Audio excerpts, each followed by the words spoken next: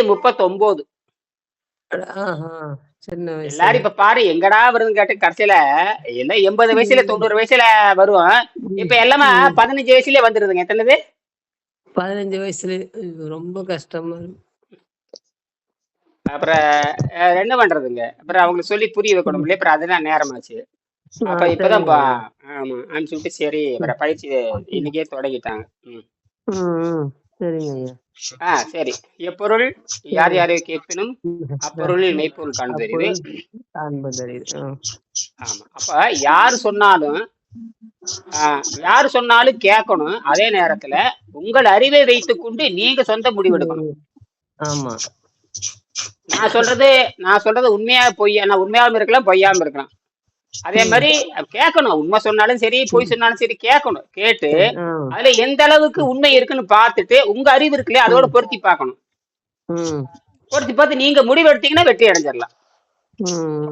இது எப்படின்னா நான் என்ன சொல்றேன்னா இப்ப நீங்க செஞ்சு பாக்குறீங்க. தினம் செஞ்சு பார்க்கும் பொழுது அந்த உயிர் தக்க வைக்கப்படுகின்றது. உங்களுடைய எதிர்பார்ப்பு என்னென்ன எதிர்பார்க்குற அதெல்லாம் அந்த எதிர்பார்ப்பு அதெல்லாம் வந்து நிறைவேறும் கொஞ்சம் கொஞ்சமா. சரியா? அப்ப உங்களுக்கு என்ன ஆகுதுன்னு கேட்டீங்கன்னா இதுதான் ஆராய்ச்சின்னு பேருங்க. ஆராய்ச்சி வந்து பின்னோக்கி போக கூடாது. ஆராய்ச்சி என்பது முன்னோக்கி போகணும். நீங்க என்னுடைய இதை பார்த்துட்டீங்க, ஏற்கனவே பார்த்துட்டீங்க. ஏதோ ஒரு வாரம் பண்ணி பார்த்துருக்கிறீங்க. அந்த 4-5 நாள் செய்யும் பொழுது உங்களுக்கு சின்ன மாற்றம் வர ஆரம்பிச்சிருச்சு. அப்ப நம்பிக்கை வந்துருச்சு.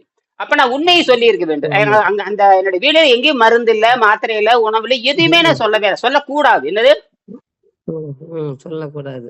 ஏன்னா அது பொய். உணவு பொய், மாத்திரை பொய், காய்கள் பொய், கீரை பொய், கனிகள் எல்லாமே பொய். எல்லாமே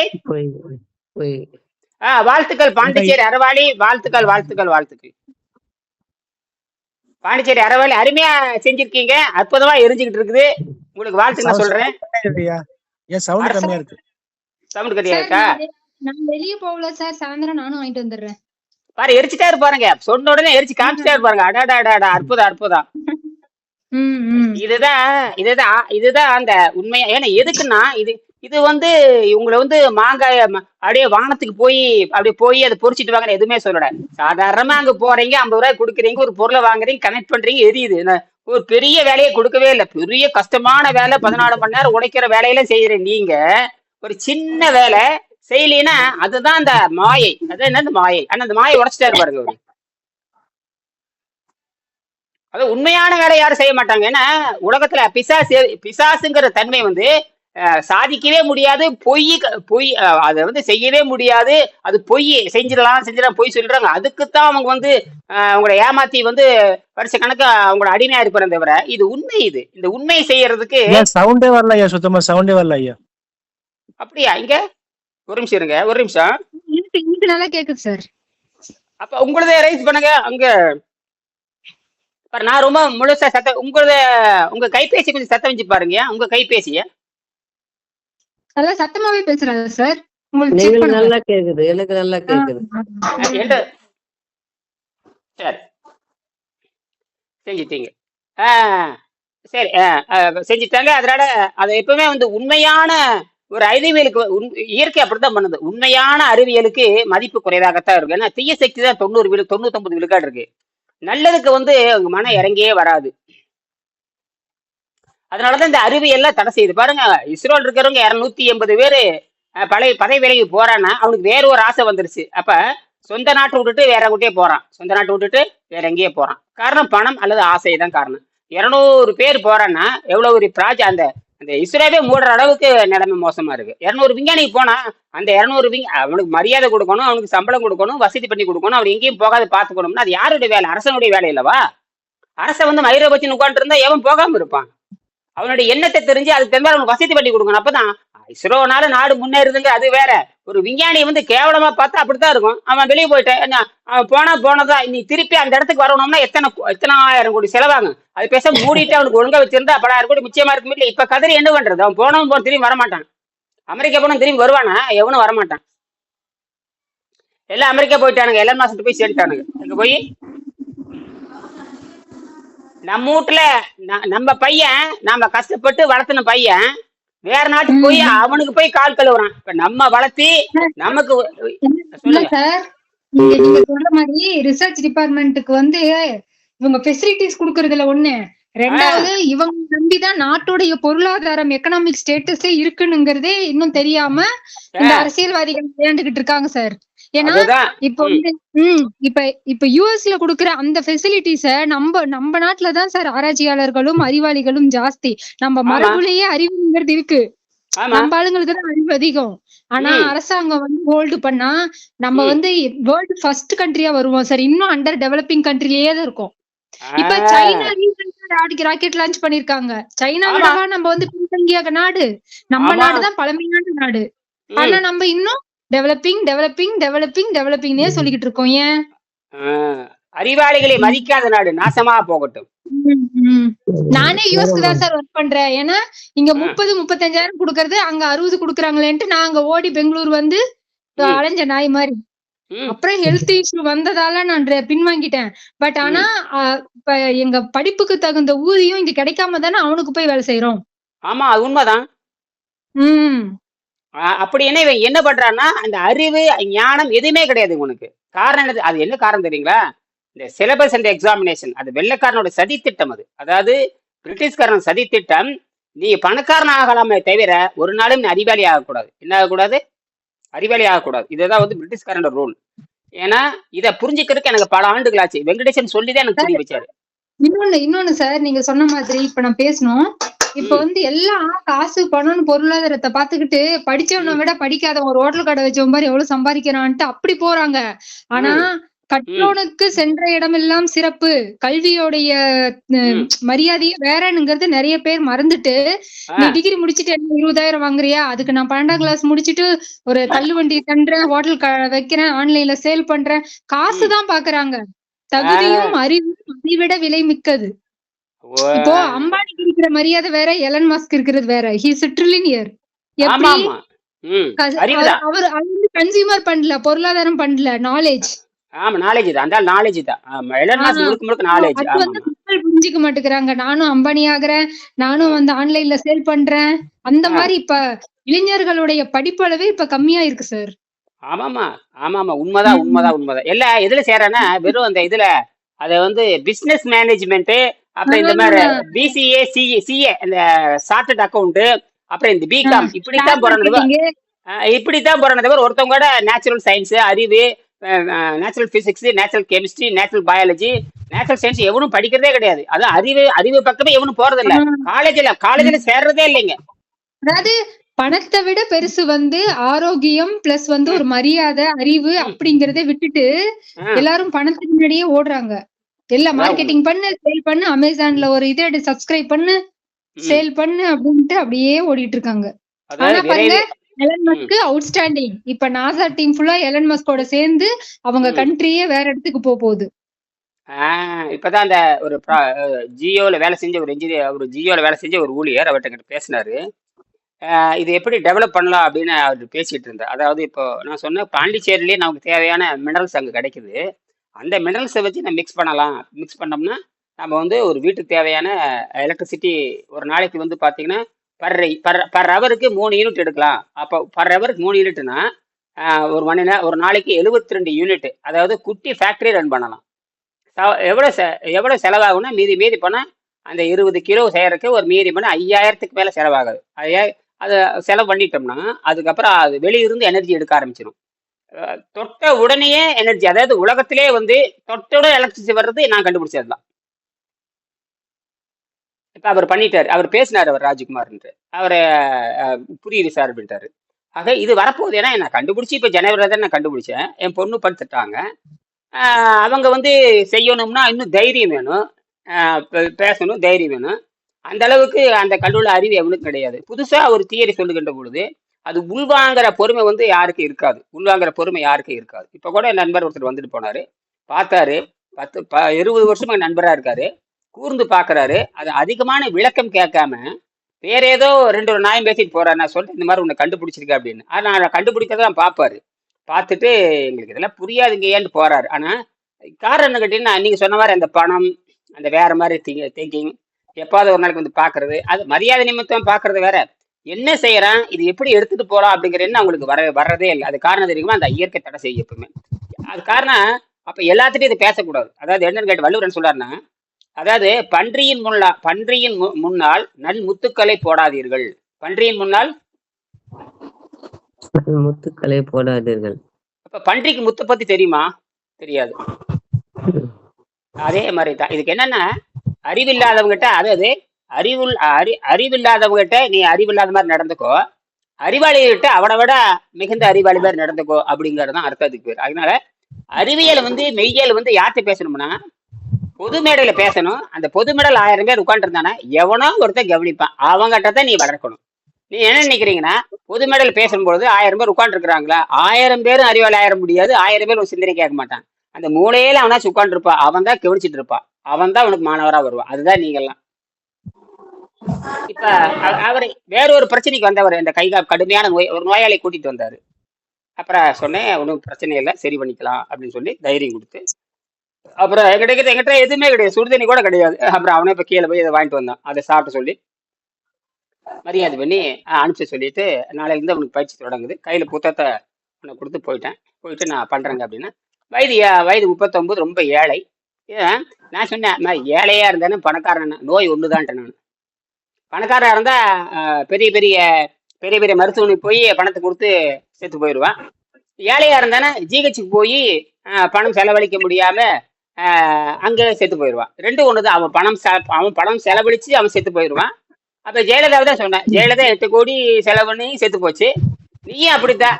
நீ ஏதோ பணம் சரியா செலவு பண்றதுனால ஆரோக்கியம் வரும்னு நினைச்சிடாத. இந்த 7ஆம் அறிவு யாருக்கும் தெரியாது, 7ஆம் அறிவு வெங்கடேசனுக்கு தெரியும். அப்புறம் எனக்கு சொல்லி கொடுத்தாரு, இதெல்லாம் இப்படித்தான் இருக்கு, இப்படி இருந்தீங்கன்னா இன்னும் ஒரு 70 வருஷம் உயிரோடு இருப்ப, நான் சொல்ற மாதிரி கேட்கலீங்கன்னா இன்னொரு ஒரு வருஷம் இருப்ப, அப்புறம் எல்லாம் நச்சுத்தன்மை ஆயிரும், போய் சேர்ந்துருவேன்னு. கல்யாணம் ஆயிடுச்சு என்ன, கல்யாணம் ஆயிடுச்சு அப்படின்னு. குழந்தை இப்பதான் 5-6 வருஷம் ஆச்சுன்னு சொல்றபடி இருந்தீங்கன்னா குழந்தைக்கு ஏதாவது பண்ணி வைக்கலாம், இல்லைன்னா போய் சேர்ந்துருவேன்னு சொல்லி மிரட்டி விட்டு அனுப்பிச்சு விட்டேன். அவ்வளவுதான். இல்ல போய் சேர்ந்து இப்படி நான் எப்பவும் பஜார் அடிச்சிருவேனுங்க. ஏன்னா நமக்கு தெரியும் 7ஆம் அறிவுங்கிறது வேற, 5ஆம் அறிவு எல்லாரும் 5ஆம் அறிவு உட்காந்துருக்காங்க. நான் 7 பத்தி பேசிட்டு இருக்கிறேன், அவன் 5லே உட்காந்து இருக்கிறான். அப்புறம் என்ன பண்ணுவேன், 7ல பேசுறது ஒரே ஆள், நான் ஒருத்தன் தான் இருக்கிறேன். அப்புறம் என்ன பண்றது, யாராவது என்னோட போட்டி போட்டு என்னுடைய மாணவர்கள் எவனாச்சும் இருந்தான்னா அவன் பேசலாம். எனக்கு போட்டிக்கு யாரும் வர்றதும் இல்லை, போட்டிக்கு யாரும் வர்றது இல்ல. அப்புறம் என்ன பண்ணுவேன், இருக்கிற ஒரு ஆள் என்ன கம்பத்தான் எடுக்க முடியும். ஒரு 100 பேர் இருந்தா கூட பேர் அவனை போய் பாருங்களேன், நான் யாருக்கும் சிபாரிசு பண்ணவும் முடியாது. ஏன்னா அவன் ஃபெயிலியர் ஆகி வர்றான். ஏன்னா அலோபதியில எந்த நோயை குணமாக்க முடியும்னு விதியே இருக்கு. எல்லா நோயும் சப்ரஸா அவன் எல்லாம் செலவெல்லாம் முடிச்சுட்டு வந்துட்டான். அவன் கடைசியில ஒரு 2-3 லட்சம் செலவாய் அந்த வசதியே குறைவா இருந்தாலும் கடன் வாங்கி செலவு பண்ணிட்டு வர, அதுதான் அவனுடைய இழிநிலை. நம்மகிட்ட வரும்போது ஒண்ணுமே கோமணம் கூட இருக்காது. நம்மகிட்ட வர்றப்போ என்ன இருக்காது, கோமணம் கூட இல்லாம வர்றானுங்க. இவனை போய் நான் காப்பாற்றணும். அவன் திருடிட்டு போயிட்டான், அவன் 3 லட்சத்தை அலோபதிக்கார அடிச்சிட்டு போயிட்டான். என்கிட்ட வரப்ப கோமணம் கூட இல்லாம வர்றானுங்க. அப்புறம் என்ன பண்றது, அப்புறம் அவனுக்கு தெரிஞ்ச வைத்தியம் பண்ணணும். சரி தொலைஞ்சு போ, தப்பிச்சு போ, நமக்கு தான் தெரியுமா 10 நாள் நல்லா எனக்கு தெரியும், 10 நாள்ல நல்லாகுன்னு எனக்கு தெரியும். அந்த மாதிரி பயிற்சி கொடுத்தா முடிஞ்சு போச்சு. அப்புறம் அதுக்கப்புறம் அவன் இருந்தான்னா அப்புறம் சொல்லிட்டு போற, சாமி நீங்க சொல்றதெல்லாம் செய்யறேன் சாமி, நான் நிச்சயமா நான் செய்யறேன், எனக்கு இப்படிதான் இருக்கு சாமி, எனக்கு காப்பாத்துக்கு சாமி. நல்லானதுக்கு அப்புறம் நான் சொன்னேன், டே நன்றி மறப்பியான்னு கேட்டேன். சாமி மறக்க மாட்டேன் சாமின்னா. சரி போ ஓடி போ, இந்த மாதிரி சாப்பிடுன்னு சொல்லி சொல்லி விட்டேன். கையில் எழுதி இப்படிலாம் சாப்பிடு இப்படி சொல்லி சொல்லிவிட்டேன். எனக்கு வீடியோ கூட ஒன்றும் கிடையாது. இவ்வளோ அது மானரோசமா இருந்தா நான் சொல்றதில் அப்படியே மனப்பாடம் பண்ணிட்டு இப்படியே செய்ய 180 நாள்ல எல்லா நோயும் நல்லாயிரும், 180 நாள் கழிச்சு திருப்பி வா அப்படின்னு சொல்லியிருக்கேன். சரி சாமின்னு போயிட்டேன். கையில் சாதாரண சின்ன ஃபோன் வச்சிருக்கிறேன். அப்புறம் அந்த ஃபோனை வச்சுட்டு என்ன பண்றது, இன்னைக்கு பட்டன் ஃபோன் இருந்தா தான் பேச முடியும், ஸ்க்ரீன் இருந்தா தான், ஆண்ட்ராய்டு ஃபோன் இருந்தா தான் நம்ம வகுப்படுக்க முடியும். அவன் அந்த 1.25 ஃபோனை வச்சுக்கிட்டு இருக்கிறான். அப்புறம் எப்படி நீ வகுப்படுப்பீங்க, அதையே ஒன்றும் பண்ண முடியாது. சரி, இப்பொழுது இந்த முதல் பாடத்துல நம்ம அதை பத்தி பேசிடலாம். அம்மையாருக்காக பேச, யாரு கீதா அம்மையாருக்காக பேசலாம். ஆமா சொல்லுங்க ஐயா. ஆமா, அந்த முதல் பாடத்தை படிச்சீங்களா, பரிணாம சித்தாந்தம் படிச்சீங்களா? காலையில தான் படிச்சேங்க ஐயா. சளி கொஞ்சம் தொந்தரவா இருந்து சொல்லிட்டு 4-5 பேஜ் படிச்சு வச்சிருக்கேன். போதும் 4-5 பேஜ் படிச்சிருக்கீங்களா, அதுதானே கீழ்படிதல். 8ஆம் பேஜ் வந்திருக்கு. அருமை. அவ்வளவுதான். மொத்தமாவே எத்தனை, அது மொத்தமாவே 6 பக்கம் தான் இருக்கு. மொத்தமாவே 6 பக்கம் தான் இருக்கு. 6 பக்கம் தான். அந்த முதல் பக்கத்தை எடுத்துக்கங்க. அந்த முதல் பக்கத்தை என்ன சொல்றாங்க, பரிணாம சித்தாந்தம் டார்வினுடைய பரிணாம உங்களுக்காக இந்த பாடம் நடத்துறேன். இந்த பாடத்தை நடத்தி நாங்க போயாச்சு. திருப்பி திருப்பி திருப்பி படிக்கணுங்கிறக்க திருப்பி வர்றேன். டார்வின் பரிணாம சரிங்க. சித்தாந்தம் அது அதாவது நீங்க எந்த மாதிரி முன்னேற போறீங்கிறது சொல்லுது. அதாவது அப்ப நாம எங்க இருந்து வந்தா விலங்குல இருந்து வந்திருக்கிறோம். பிறக்கிறப்ப 5 அறிவு தான். எல்லாரும் தாய்ப்பால் தான் குடிச்சிருப்போம். தாய்ப்பால் அசைவம். பிறக்கிறப்ப எல்லாரும் அசைவம் சாப்பிட்டு தான் வந்திருக்கிறோம். பிறக்கிறப்ப பகுத்தறிவு கிடையாது. 5ஆம் அறிவு தான் இருக்குது. 6ஆம் அறிவு வளர்கின்ற பொழுதுதான் நம்ம பழக்கத்தை மாற்ற முடியும். 6ஆம் அறிவு வளர்கின்ற பொழுதுதான் பழக்கத்தை மாற்ற முடியும். அப்ப நீங்க பிறவி பழக்கத்துல கொண்டிருக்கிறீங்க. அப்ப பிறக்கிறப்ப 5 அறிவு தான். இது எல்லாத்துக்கும் பொதுவானது. அதனாலதான் நம்ம 6ஆம் அறிவு பிற்பாடுதான் வளர்கிறது. நம்ம தாய்ப்பால் குடிச்சுதான் வளர்ந்தாகணும். தாய்ப்பால் குடிச்சுதான் வளர்ந்தாகணும். சைவம் சாப்பிட்டு தான் அசைவம் சாப்பிட்டு தான் வளர்ந்தாக வேண்டும். அசைவங்கிறது தாய்ப்பால். அது ஒரு உடம்புல இருந்து சுரக்கிறது தான். உடம்புல இருந்து அதை குடிச்சா அதுக்கு பேர் என்ன? அதுக்கு பேரு அசைவம்னு அர்த்தம். அசைவத்தை சாப்பிட்டு தான் வளர்ந்தாகணும். ஏன்னா நம்ம பகுத்தறிவு கிடையாது. பகுத்தறிவு இருந்தா நம்ம அப்பவே தாய்ப்பாலை கண்ட்ரோல் பண்ணலாம். இல்ல நமக்கு பகுத்தறிவு கிடையாது. 5ஆம் நிலை இருக்கிறனால தாயை நம்ம கொடுக்குறாங்க, நம்ம அதை வளர்றோம், அவ்வளவுதான். ஆனா அந்த குழந்தைக்கு வாய் நாற்றம் வராது. அந்த குழந்தைக்கு என்ன, தாய்ப்பால் கொடுக்குற குழந்தைக்கு வாய் நாற்றம் வராது. அப்புறம் புரிஞ்சு போச்சுங்களா? அப்புறம் 6ஆம் அறிவு வளர்கிறது. 6ஆம் அறிவு வளர்கின்ற பொழுதுதான் நம்ம உணவு பழக்கத்தை மாற்ற வேண்டும். உணவு பழக்கத்தை மாத்தணும்னா அது இப்பதான் அது ஒழுங்குபடுத்தி இருக்குது. கடந்த 30 வருஷம் தான் ஒழுங்குபடுத்தி. அது எப்படி உணவு பழக்கத்தை மாத்துறது வெங்கடேசன் கண்டுபிடிச்சாரு. அவரும் சாதாரணமா வாழ்க்கை வாழ்ந்து சாதாரண உணவை தின்னு இறைச்சி அது தின்னுதான் அந்த குடும்ப பகுத்தறி, அதாவது 5ஆம் அறிவு இருக்கிறப்ப என்ன தின்னாரோ 6ஆம் அறிவு அதே தின்னுட்டு இருந்தா. இது உங்களுக்கு தான் இதுதான் உங்களுக்கு அந்த புரிஞ்சுக்கணும். 5ஆம் அறிவில் என்ன தின்னுட்டு இருந்தியோ 6ஆம் அறிவுல அதை தான் தின்னு இருக்கிறீங்க. 5ஆம் அறிவுல சாப்பிடுறது வேற. 5ஆம் அறிவுல இறைச்சி சாப்பிடலாம். 5ஆம் அறிவுல இறைச்சி சாப்பிடலாம். 6ஆம் அறிவுல இறைச்சி சாப்பிடக்கூடாதுங்கிறதா. ஏன்னா 6ஆம் அறிவு வேற. சாப்பிடறதா சாப்பிடக்கூடாதுங்கிறது கேள்வி இல்ல. 6ஆம் அறிவை பயன்படுத்தி பகுத்தறிவை பயன்படுத்தி எது நல்லதுன்னு ஆராய்ச்சி பண்ணணும். நீங்க இதை ஆராய்ச்சி பண்ணாதனால நீங்க நோயாளியா மாறிட்டீங்க. என்னது? நோயாளியா மாறிட்டேன். அப்ப குற்றம் நீங்க தான் குற்றவாளி. உங்களுக்கு வைத்தியம் பாக்குறவன் அதை விட குற்றவாளியா இருக்கான். நீங்க எப்படி 5ஆம் அறிவு விட்டு தாண்டலையோ, மருந்து கொடுக்கறவனும் 5ஆம் அறிவு விட்டு தாண்டவில்லை. மருந்து கொடுக்கறவனுக்கு 5ஆம் அறிவு தான். உங்களுக்கு 5ஆம் அறிவு. இப்ப நான் 7ஆம் அறிவை பத்தி பேசுறேன். 7ஆம் அறிவை பயன்படுத்தினா உங்களுக்கு நோய் நல்லா ஆகுது. பாருங்க, இந்த பரமேஸ்வரி நேற்று குடத்தை எடுத்துட்டு போயிருக்கிறாங்க. நான் சொன்னேன் குடத்தை எடுத்துட்டு போறதுக்கான வலிமை வந்துருன்னு சொன்னேன்.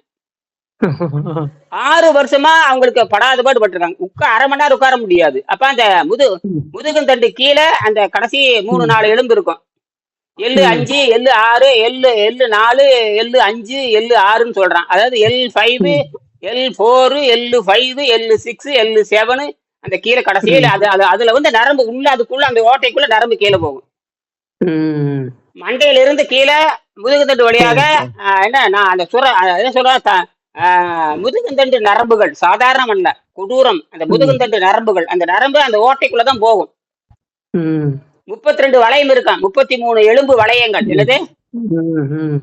அந்த எலும்பு வளையத்துக்கு அந்த ஓட்டை இருக்கு. அந்த ஓட்டைக்குள்ளதான் அந்த நேர தண்டுவடம் உள்ள போய் கடைசியில கீழே தொட்டு பார்த்தீங்கன்னா கடைசியா எலும்பு ஊசி எலும்புமாங்க, வால் எலும்புமாங்க, குரங்கு வால் எலும்பு, அதுக்கு டைல் பூன் அது வரைக்கும் அந்த நரம்பு வரும். அந்த கீழ் நரம்புல அங்கதான் உடம்பு அசைறதுல அங்கதான் இடுப்பாட்டுறது, நாட்டியம் ஆடுறது, அப்படி ஆட்டுறது, இப்படி ஆடுறது, நடிகை ஆடுறது, சினிமா, அதெல்லாம் அந்த L4, L5, 6ல தான் நடக்குது எல்லாமே. அதுல புடிச்சிருச்சு அவங்களுக்கு. அதனால அவங்க குமிய முடியாது, நிமிர முடியாது. அரை மணி நேரம் ஒழுங்கா உட்கார முடியாது. இன்னைக்கு அவங்க குடத்தை எடுத்து நடந்து போயிருக்காங்க. எத்தனை நாளா? 13, 16, 6ஆம் தேதி வந்தாங்க. இன்னைக்கு தேதி 20, 19 நினைக்கிறேன். 19 நினைக்கிறேன். அது எப்படி 6 வருஷமா குடம் தூக்க வேணாம்னு சொன்னாங்க. இப்ப 13 நாள்ல குடம் தூக்கிட்டாங்க. அது எப்படி இடுப்புலயே வச்சிருக்காங்க? இடுப்புங்கிற அதே இடத்துல L5, L4, L6 இடத்துல வச்சிருக்காங்க. எப்படி நடந்த சாத்தியம்? அதுதான் 7ஆம் அறிவு. அதுதான் 7ஆம் அறிவு. அப்ப 7ஆம் அறிவு யாருக்கு இல்ல? எல்லாத்துக்கும் இருக்குது. அந்த 7ஆம் அறிவு நான் சொல்ல போறேன். அதாவது யார் படிக்கிறீங்க? பரமேஸ்வரி படிக்கிறீங்களா? எத்தனாவது பேஜ் ஐயா? 31வது பக்கம். பரிணாம சித்தாந்தம் முதல் பாடம். பரிணாம சித்தாந்தம் முதல் பாடம் மட்டும் வேகமா படிங்க, அப்புறம் முடிச்சுக்கலாம். 5 நிமிஷம் பேசி முடிச்சுக்கலாம். பரிணாம சித்தாந்தம்.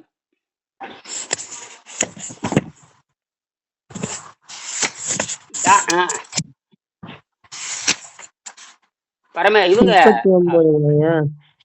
39ங்கய்யா பேஜ். பரிணாம சித்தாந்த முதல் பாடம். பேஜ் உங்களுது நம்பருங்க. உங்களுதே அங்க பழைய புத்தகமா இருக்கறனால இந்த பக்கம் மாறலாம். அதனால நீங்க 1ஆம் பாடத்தை அப்படியா? எடுத்துங்க. ஆமா, உங்களுதே. சரிங்க. அதனால 1ஆம் பாடத்தை எடுத்துக்கங்க. முதல் பாடம், முதல் பகுதி, முதல் பேஜ். முதல் பாடத்துக்கு போயிருங்க. எடுங்க முதல் பாடம். முதல் பதிப்பின் ஆசிரியர் உரை. அதுல பாருங்க, முதல் பாடம், முதல் பதிப்பு ஆசிரியர் உரையும் போட்டிருக்குதா? ஆமா ஆமா ஐயா, போட்டிருக்கு. சரி, அப்படி திருப்பிட்டு வாங்க. அடுத்துட்டு முதல் பாடத்தை எடுங்க. பாடம் 1 பரிணாம சித்தாந்தம் போட்டுக்கணும் பாருங்க. பாடம் 1 பரிணாம சித்தாந்தம். பரிணாம சித்தாந்தம். அந்த பொருளடக்கத்துல எடுங்க. பொருளடக்கம் இருக்குதா? பொருளடக்கம் முதல் பாடத்தை பாருங்க. பரிணாம சித்தாந்தம் கொடுத்துருக்குதா பொருளடக்கம்?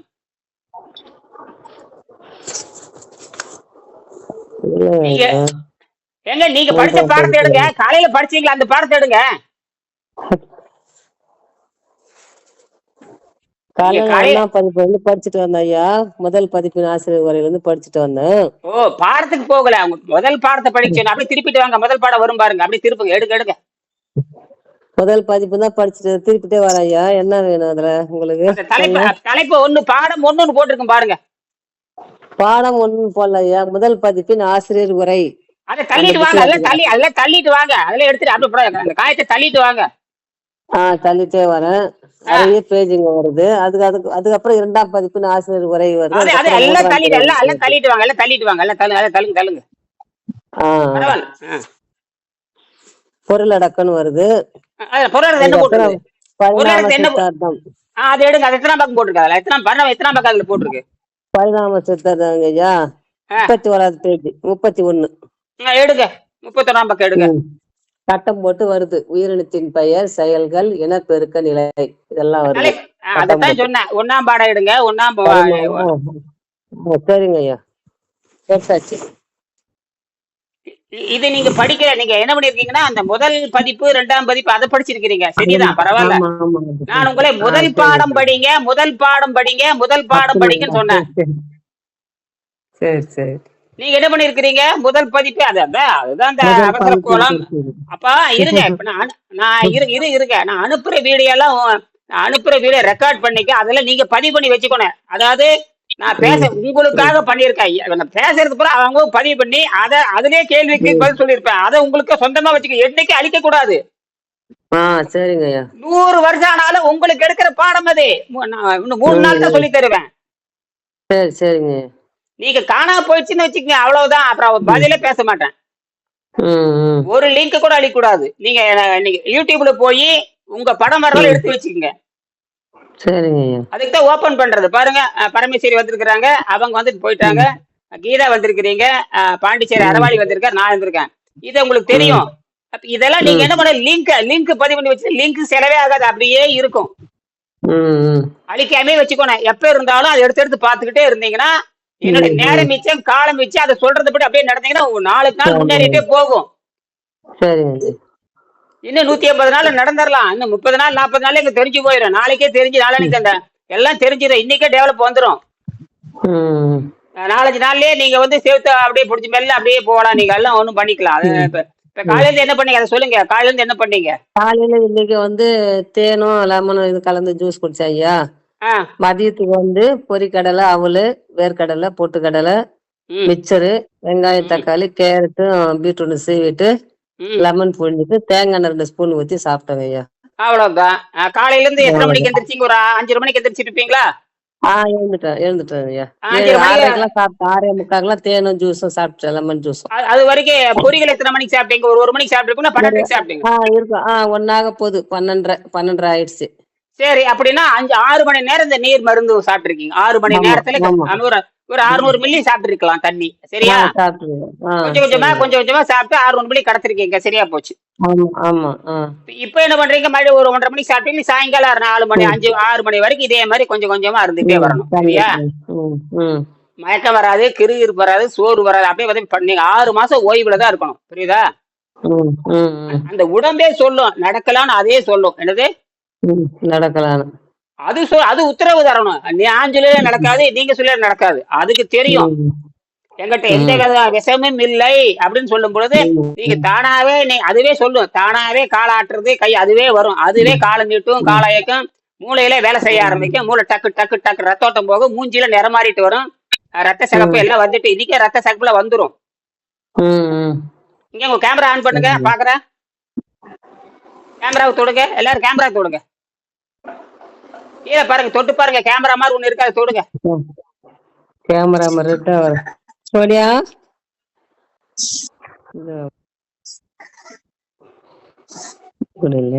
கையில தொடுங்க. முதல்ல தொட்டீங்கன்னா கீழே சிகப்பா இருக்கும், அப்புறம் மைக்கு மாதிரி இருக்கும், கேமரா மாதிரி இருக்கு. கேமரா இப்படி தொடுங்க, நீங்களே கத்துக்குங்க.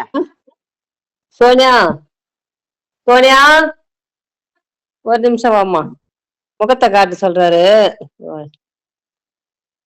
முகத்தை காட்ட சொல்றாரு. நானே சொல்லி தர்றேன். கை மேல வைங்க, அந்த வாட்ஸ்அப் மேல கை வைங்க, வாட்ஸ்அப் மேல கை வைங்க. ஏங்க அவங்கள கூப்பிட்டு அவங்க ஒரு வேலையில இருப்பாங்க, வாட்ஸ்அப்ல கை வைங்க. வாட்ஸ்அப்ல கை வைங்கன்றாரு. வச்சோடனே கீழே 4 வருதா, சிகப்பா ஒண்ணு வருதா, அது விட்டுருங்க. மைக்கு அது விட்டுருங்க. பக்கம் சின்ன ஒரு வீடியோ கேமரா மாதிரி சின்னதா இருக்கு, அந்த ஒண்ணு தொடுங்க. ஒரு கேமரா மாதிரி அப்படியே இருக்கு, விளக்கு மாதிரி ஒண்ணு இருக்கு மேடம், தொடுங்க. அதைய தொட்டுட்டேங்க ஐயா, தொட்டுட்டேன். தெரியுது, நீங்க தெரியும், நீங்க தெரியும். கொஞ்சம் மேல தூக்குங்க, கொஞ்சம் மேல கேமரா மேல தூக்குங்க, இன்னும் கொஞ்சம் மேல தூக்குங்க. இப்ப பாருங்க, இப்ப தெரியுதுடா. தலைதான் தெரியுது, நெத்தி தான் தெரியுது, மூஞ்சிட்டான முகம் எப்ப இப்படித்தான் காட்டணும். இப்பதான் மூஞ்சி சிரிச்ச மூஞ்சியா இருக்கு, நல்லாயிரும். சிரிச்ச மூஞ்சியா இருக்கு, அது கரெக்ட். அப்படியே வச்சுக்கோங்க. இனிமேல் யாரையும் உதவி கேமரா இனிமேல் வகுப்பு முடிச்சதுக்கு அப்புறம் அவங்க இனிமேல் யாரையும் கூப்பிடக்கூடாது, நீங்க தான் ஆன் பண்ணணும், நீங்க தான் எல்லாம் பண்ணணும், புரியுதா? சரிங்க. அவங்க ஏதாவது வேலை இதை கூட ஆன் பண்ண சொல்லி காட்டாதீங்க. கொஞ்சம் பின்னா கொண்டு போங்க, கொஞ்சம் பின்னாடி கொண்டு போங்க, இன்னும் கொஞ்சம் பின்னாட, அப்ப இன்னும் கொஞ்சம் பின்னாட, இன்னும் கொஞ்சம் கை பின்னாடி நீட்டுங்க, உங்க நெஞ்சுக்கு முன்னாடி நீட்டு கேமரா. இது கரெக்ட்.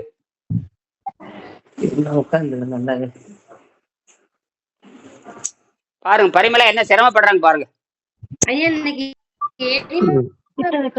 தெரியும்பா, தெரியுது, இப்போ தெரியுது. அவரு தெரியுதாங்க ஐயா, தெரியுதுண்ணா ஐயா. மூஞ்சியெல்லாம் மாறிட்டு வருது, கொஞ்சம் மூஞ்சியெல்லாம் மாறிட்டு வருது. அவங்க எப்படி இருக்குன்னு பாருங்க. உங்களுக்கு அந்த விடுதலை, இந்த உடம்புல இந்த விடுதலை வர்றது தெரியுதா? அந்த அந்த சிம்டம்ஸ் தெரியுமே. தெரியுதுங்க ஐயா. உடம்பு என்னவோ பண்ணுது, ஆனா வலி இல்ல, ஒரு மாதிரி பண்ணுது. காலெல்லாம் காலியா இருக்கு, அசைக்க முடியாம இருக்கிற இடத்துல எல்லாம் வந்து காலியா தெரியற மாதிரி இருக்கு. எடை குறையிற மாதிரி தெரியுது. வெயிட் இல்லாம ஒரு மாதிரி தட தடன்னு இருக்க மாதிரி இருக்குது. ஆனா அந்த வெயிட் எல்லாம் அசைக்க முடியாம அசைச்சிட்டு போவோம், அந்த உணர்வு எல்லாம் இல்ல, டைட்டா இறுக்கமா இருக்கும். அதை காண கொஞ்சம் குறைஞ்சிட்டு வருது. அதுதான். அது எத்தனை நாள்? 5, 6, 7 நாள்ல. 7 நாள். இதுதான் மந்திரம். கால் இல்லாம இருக்கிற மாதிரி ஒரு மாதிரி உதற மாதிரி ஒரு பயமா இருக்கு. சரி, அதெல்லாம் இருக்கட்டும், அதெல்லாம் இருக்கணும். அது சீக்கிரம் நல்லா அப்புறம் சொன்னபடி சீக்கிரம் நல்லா கூடாது. அது நல்லான்னு சொன்னபடி கேட்க மாட்டீங்கல்ல. ஆமா, சீக்கிரம் நல்லா கூடாது. நாங்க அவ்வளவு சீக்கிரம் சொல்லி தர மாட்டோம், நீங்க சொன்னபடி கேட்டாதான் நாங்க வந்து செய்வோம். சரிங்க. அதனால உடனே நல்லது வந்துட்டு எனக்கு மரியாதை எல்லாம் போயிடும் இல்ல. உடனே நல்லது பண்ணிட்டு எனக்கு மரியாதை அப்படித்தானே. அறிவாளி அப்படித்தானே, அறிவாளி உடனே நல்லது பண்ணிட்டு மரியாதை இருக்காது. அது எப்படின்னா, நான் சொன்னாலும் சொல்லாட்டி இயற்கை உங்களை கவனித்துக் கொள்ளும். இப்ப இயற்கையை வச்சுதான் உங்களை குணமாக்குறேன். அத நான் வந்து உங்க உடம்பை நான் குணமாக்குற வித்தை நான் கத்துருக்கிறேன். உங்க உடம்பை இங்க இருந்துட்டு உங்களை குணமாக்க முடியும். ஏன்னா உங்க உடம்ப வந்து நான் திருப்பி விட்டுறேன், அவங்களை குணமாக்குன்னு சொல்லி திருப்பி விட்டுறேன். அதுக்கு தகுந்த மாதிரி ஒத்துழைச்சிங்கன்னா அப்புறம் இப்பதான் என்ன சொல்லிருக்குது, அந்த வலி தெரியலைங்க ஐயா. அந்த அதாவது என்ன சொல்றதுன்னு தெரியல, ஒரு வித்தியாசமான ஒரு உணர்வு இருக்கு. அந்த வெயிட் இல்ல, டைட் இருக்குனஸ் காணோம், அது இல்லாம இருக்கு, அது காணாம போயிட்டு இருக்கு. மாதிரி இருக்கு, கால் எடுத்து வைக்கிறப்பவே ஒரு மாதிரி ஒண்ணு இருக்கு. என்னன்னு பாத்ரூம் போயிட்டு வர்றது கொஞ்சம் பயமா இருக்கு, அந்த ஸ்டெப்ல காலை வைக்க சோற போட்டுதான் வர. அதாவது முதல்ல வந்து அந்த சுமை, அதாவது பாரம் குறைஞ்ச மாதிரி இருக்க, பாரம் ஆமா காலை வந்து நல்லா ஃப்ரீயா தூக்கி மேல போட முடியுது, கொஞ்சம் ஈஸியா டக்குன்னு அப்படி திரும்ப முடியுது. கட்டிலையோ இல்ல சோஃபால உட்காரதமோ சடனா திரும்ப முடியுது, எழுந்துக்க முடியுது. இதெல்லாம் பதிவு அசைக்க பண்ணீங்க. முடியாம, ஆமா, அசைக்க முடியாம எந்திரிச்சு சிரமப்பட்டு தான் எந்திரிச்சு உட்காருவேன். அந்த உணர்வெல்லாம் இல்லை. நீங்க காலையில சொன்னீங்க பாருங்க, ஃப்ரீயா உட்கார்ந்துட்டு இருக்கீங்க நீங்க, அதுதான் உண்மை. ஃப்ரீயா எழுந்து காலையில எழுந்து உட்கார்ந்துட்டு இருந்தேன். பாருங்க உணர்வு பரமேஸ்வரி, வித்தியாசங்கள் மாறிட்டே வருது எனக்கு. எத்தனை வருஷமா எப்படி பாருங்க. ஐயா இன்னைக்கு எனிமா கொடுத்தேன் ஐயா. ஐயா கேக்குதுங்களா? சொல்லுங்க பரமேஸ்வரி, சொல்லுங்க. இன்னைக்கு காலையில எனிமா கொடுத்தேன் ஐயா, ஆனா ரொம்ப டயர்டா இருக்கு. அப்படியா? எனிமா கொடுத்தீங்க? என்ன ஐயா சொல்லுங்க. பச்சை தண்ணியில தான் எனிமா கொடுத்தேன் காலையில, ஒரு 4-5 டைம் கொடுத்தேன். உள்ள இருந்து எல்லாம் வந்துருச்சு. அப்புறம் பாத்தீங்கன்னா ஒரு 12 மணி போல பாத்ரூம் போனேன், சளி மாதிரி வந்தது. அவ்வளவுதான், ஆனா உடம்பு டயர்டா இருக்கு, படுத்திருக்கேன். சரி படுத்துங்க படுத்துங்க, அவ்வளவு சரியாயிடும். அந்த மாதிரி ஓய்வு தான் கொடுக்கணும். உடம்பு வந்து அறுவை சளி வந்திருக்குது. ஆமா ஐயா, இனிமா கொடுக்க முடியாதவங்க, நிக்க முடியலன்றவங்க நம்ம இந்த கடுக்கா பொடி திரிப்பலா அந்த மாதிரி எடுத்துக்கலாங்க இல்லையா? எடுக்கலாமா? அதெல்லாம் வந்து நாங்க சொல்றப்ப எடுத்துக்கலாம். சரி, ஏன்னா இனிமா கொடுக்கணும் இல்லைங்களே, அதுக்காக கேக்குறேன். அது மலம் போகாதவங்க, நான் வந்து இந்த மலச்சிக்கல் எப்ப இந்த குறைந்த உணவினால் மலச்சிக்கல் வரும், அது தினம் மலம் போகணும் தேவையில்லை, 3 நாளைக்கு ஒருக்கா மலம் போனா போதும். சரிங்க. ஏன்னா அங்க குறைந்த உணவினால் மலச்சிக்கல் வரும், அதை வந்து இனிமா கொடுத்து சுத்தப்படுத்திக்கலாம், அல்லது கீரை சாப்பிட்டு இறக்கி விட்டுறலாம், அது ஒன்றும் பிரச்சனை இல்லை. சிறுநீர்லயே நம்ம சிறுநீர்லயே விஷத்தை வெளியேற்றலாம், மலத்தை வந்து 3 நாளைக்கு ஒருக்கா வெளியேற்றிக்கலாம், ஒன்றும் பயப்பட தேவை, தினம் வெளிக்கு போகணும்னு அவசியம் இல்லை. எனக்கு ஒரு நாள் வரலாம், மறுநாள் வந்துருங்க ஐயா, அது கரெக்டா அது வந்துடும். இப்ப நம்ம ட்ரீட்மெண்ட் ஆரம்பிச்சு பிறகு அப்ப அந்த ஆரம்பிக்க பாக்குறப்போ சளி கவனிக்கணும், சளி இருக்குது, சளி வரும், அப்ப சளி படிப்படியே குறைஞ்சு அந்த சளி பூரா சிறுநீர்லயும் மலத்துல வெளியே போறோம். பாரு மலத்துல வெளியே போகுது பாருங்க. ஆமா, அது அந்த மலம் போகணும், அது நுரையீரல் வந்து பாரம் குறையும். அப்போ அந்த மலம், அந்த தேவையற்ற சளி வெளியே போக போக தொண்டையில இருக்கிற சளி குறையும், மூக்குல இருக்கிற சளி குறையும், நுரையீரல சுத்தி இருக்கிற தேவையில்லாத சளி பூரா மலத்துல போயிரும், சிறுநீர்ல போயிரும்.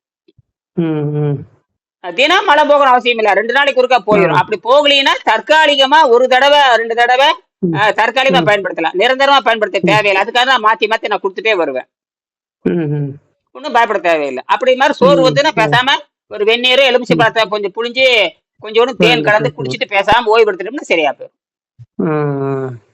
பழைய விடி செய்ய செய்ய செய்ய அந்த உடம்பு வந்து காத்துல இருக்கிற எனர்ஜி, இப்ப நைட்ரஜன் பூரா உரிய ஆரம்பிச்சிடும், வேகமா உறிஞ்சு உள்ள மூக்குல அது உள்ள போறதா ரெடியா இருக்கு. அந்த சளி இருக்கனால போக மாட்டேங்குது. அதை பார்த்து எத்தனை வருஷமா சளி சேர்த்து வச்சிருக்கீங்க? 50 வருஷமா சளி சேர்த்து வச்சிருக்கீங்க. 50 வருஷமா பண்ண தப்ப 6 மாசத்துல எடுக்கணும்னா சாதாரண. இப்ப 50 வருஷம் எங்க, 6 மாசம் எங்க? நீங்க இப்ப 2 நாள்லயே அதுல ஒரு 5 நாள் 6 நாள் வச்சுக்கலாம். இப்போ நேற்று ஒரு நாள் கிட்டத்தட்ட பார்த்தீங்கன்னா 7 நாள் 8 நாள், ஒரு வாரம் தான் ஆகுது. இவ்வளவு ஒரு வாரத்துல இவ்வளவு முன்னேற்றம் வந்துச்சுன்னா 10 வாரத்துல எவ்வளவு முன்னேற்றம் வரும்? அப்படின்னா 10 வாரத்துல நீங்க நடந்துடுவீங்கன்னு அர்த்தம். அப்ப நீங்க என்ன பண்ணலாம் தெரியுமா? அந்த காலத்துல நம்ம 10 வயசு 10ஆம் கிளாஸ் 10 வயசு 11 வயசு இருக்கிறப்போ பாவாடை தானே கட்டுக்கிற வயசுல கட்டம் போட்டு தெல்லு விளையாடுவான். கட்டம் போட்டு தெல்லு விளையாட நினைப்பு இருக்க, கட்டம் போடுவான். ஒரு தெல்லு வீசிட்டு நண்டு அடிச்சு டக்குன்னு போய் மேல உட்காருவான். புரியுதா? அது நீங்க விளையாட முடியும், படிக்கிறப்ப விளையாடி இருக்கும். அந்த விளையாட்டு நானும் விளையாண்டு இருக்கிறேன். அதே மாதிரி கயிறு குதிக்கிறது, ஜங்கு ஜங்கு ஜங்கு கயிறு தாண்டு கயிறு. ஆமா, அது பேர் தாண்டு கயிறுன்னு பேரு. அப்ப நீங்க என்ன விளையாடலாம்? அந்த கட்டம் போட்டு நொண்டி அடிச்சு விளையாடலாம், அல்லது ஸ்டெப்பிங் கயிறு வந்து அது ஒரு 180 நாள்ல வந்துடும். இந்த நொண்டி அடிக்கிறது வந்து அநேகமா 100 நாள்ல வந்துடும். நீங்க நொண்டி அடிச்சே காட்டலாம். நொண்டி அடிச்சு நீங்க ஸ்டெப்பா போய் கரெக்டா எப்படி நொண்டி அடிக்கிறது தெரியுமா? ஒரு அடி ஒரு தக்கையை போட்டு இங்க இருந்து ஒத்த கால ஜம்ப் பண்ணி அது மேல கால வைக்கலாம். அதெல்லாம் சாதாரணம் கிடையாது. அதெல்லாம் வந்து யாருமே எந்த அமெரிக்கால போய் ஆபரேஷன் பண்ணிட்டு வந்தவனாலே முடியாது. ஆமா, இது 7ஆம் அறிவுமா? இது 7ஆம் அறிவை பயன்படுத்துறது. நான் ஒருத்தன் தான் 7ஆம் அறிவை பயன்படுத்தி வைத்தியம் பாக்குறேன். அதுக்கு முன்னாடி வைத்தியம் பார்த்தவர் இவரு வெங்கடேசன் தனக்குத்தானே 7ஆம் முறையை பயன்படுத்தி குணமாக்கினாரு. அத படிச்சுட்டு அவரு வாந்தியார், நான் கண்டுபிடிக்கல, நான் வாந்தி எடுத்துக்கிட்டு இருக்கிறேன். அவர் கண்டுபிடிச்சத உங்களை ஏமாத்துறதுக்கு நான் தான், என்னமா நான் நல்லாக்குறேன் கிடையாது, வெங்கடேசன் தான் நல்லாக்குறார். யாரு? வெங்கடேசன் நல்லாக்குறார். எனக்கு சொல்லி கொடுத்த ஆசிரியர், அந்த ஆசிரியர் வெங்கடேசன் தான் நல்லாக்குறவர், நான் நல்லாக்கல. நான் ஒரு இவர் சொல்லி கொடுற பாடத்தை உங்களுக்கு விளங்க வைக்கிறேன்னா நான் இதன்படி இருக்கிறேன். சொல்லி கொடுக்கிற நான் அப்படி இருந்தா தான் உங்களுக்கு சொல்லி தர முடியும். உங்களுக்கு என்னென்ன விதி சொல்றேன்னா அதை விட கடுமையான விதி எனக்கு. நான் 100 பங்கு செய்யணும், உங்களுக்கு 1 பங்கு தான் செய்ய சொல்லியிருக்கேன். நான் வந்து உங்களை விட 100 மடங்கு நான் செய்யணும். வயிற்றுக்கு உள்ள இறங்க கூடாது. 25 வருஷமா நான் திடப்பொருள் சாப்பிடுறது இல்லைன்னா எனக்கு ஆரோக்கியம் வந்துருச்சு, வயிறு நிறைஞ்ச மாதிரியே இருக்குது. வயிறு நிறைஞ்ச மாதிரி இருக்கு. அப்ப நான் எதுக்கு எனக்கு வயிறு நிறைஞ்ச மாதிரி இருக்கும்போது எனக்கு இட்லி எதுக்கு, தோசை எதுக்கு, பலகாரம் எதுக்குன்னு கேக்குறேன். அதுக்கு பொண்டாட்டி வேணும், அதுக்கு பணம் சம்பாதிக்கணும், பொண்டாட்டி வேணும், அதுக்கு புள்ள வேணும், அதை பாயிண்ட், இதெல்லாம் எதுக்குன்னு கேக்குறேன். இது 7ஆம் அறிவு. இதனால இது யாருக்கும் புரியாது. யாருக்கு புரியும்னா அடி வாங்கி உத வாங்கி மரணத்துக்கு பாட கட்டுற நேரத்துக்கு தான் புரியும். அப்படித்தான் கீதா போய் மாட்டிக்கிட்டு என்கிட்ட வந்திருக்கிறீங்க. ஆமா, அதுதான் உண்மை. இதே இயற்கை உனக்கு போயிருந்தீங்கன்னு வச்சுங்க, 6 மாசத்து படுக்க வச்சு உங்களை கொன்னே அனுப்பிடுவான். கடைசியில் தேங்காய் பழத்தில் மாதிரி குற்றம் இல்ல, உங்க உடம்பு கருமத்துல வேணேன்னு சொல்லி பொய் சொல்லி தட்டி விட்டுருவான். இல்ல கரும வேண வேற வந்து மாட்டிக்குது, மானம் கட்டுறது கரும வேண, பைத்தியம் முடிக்கிறது சூனிய வேண, அவன் சூனிய வச்சுட்டான், இவன் சூனிய வச்சு, இது வேற கருமான்னு சொல்றாங்க. நிறைய சொல்றாங்க. கர்ப்பத்திலே எவனா சொன்னான், அவனை போய் அவன் போய் 2 அறை விடுங்க. கர்ப்பத்துல பதிஞ்சுன்னு சொன்ன அறிவு கட்ட முண்டா கலந்துருக்கு. இப்ப எப்படி கர்ப்பத்துல கர்ப்பம்னா ஒரு 2 இல்லைங்க. அவன் என்ன சொல்றான்னா உங்களோட கருவிலேயே பதிஞ்சிச்சுங்கிறான். அடேங்க அப்பா, என்ன பேரு அறிவான், பெரிய புட்டிங்க அவன். அப்படி எப்படி நல்லாயிட்டு இருக்குது. இப்ப 4 நாளா எப்படி வெயிட் குறையமா இருக்குது, வலியெல்லாம் குறைஞ்ச மாதிரி இருக்குதுங்க. அது எப்படி அப்ப சரி, அப்படியே கருவுல பதிஞ்சிருந்தாலும் அதை திருத்த முடியும். என்னது அப்படி, அது இதுக்கு பேரு டிஎன்ஏன்னு சொல்லுவாங்க. மரபணுவிலேயே உங்களுக்கு முடக்குவாதம் வச்சிருக்குன்னு வச்சுக்கோங்க.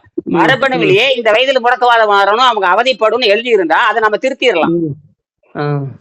இப்ப நான் என்ன பண்றேன்னா உங்க மரபணுவை திருத்திற்கான வேலையை கொடுத்துருக்கிறேன். அதாவது எப்படின்னா ஒரு கல் எடுத்து வீசினோம்னா அந்த கொத்து மாங்காய் அப்படியே பொத்து அத்தனை மாங்காய் கீழே விழுந்துடணும்.